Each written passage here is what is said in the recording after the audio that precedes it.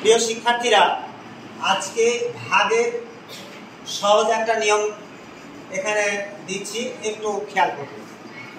এখানে 2 ডিজিটের, এগুলো সব 3 ডিজিটের।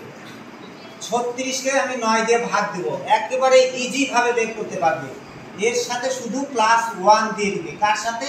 এই 3 এর সাথে। আমি একটু চিহ্নিত করে তারপর দিই, তাহলে বুঝতে পারবে। +1 দিলাম।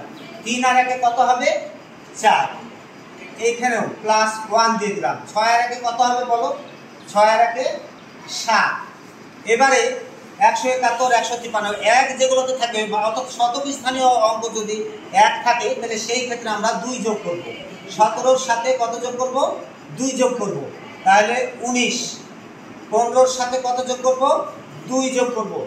তাহলে 9 দিয়ে যদি ভাগ করি, 15 আর 2 কত হবে? 17। 9 17 153, 9 19 171। আর যদি 2 থাকে, যদি শতক স্থানীয় অঙ্ক 2 থাকে, তাহলে আমরা এই দুইটার সাথে আমরা 3 যোগ করব। 23 আর 3, 23 আর 3 কত হবে?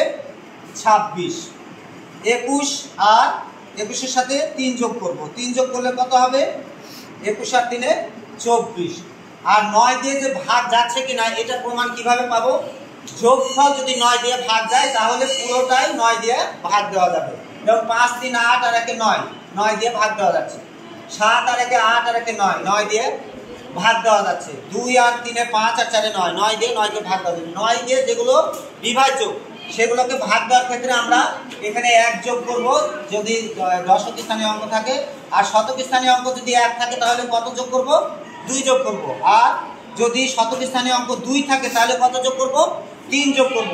আর শতক স্থানীয় অঙ্ক যদি 3 থাকে, তাহলে আমরা কত যোগ করব? 4 যোগ করব। 4 যোগ করলে 32 আর 4 কত হবে?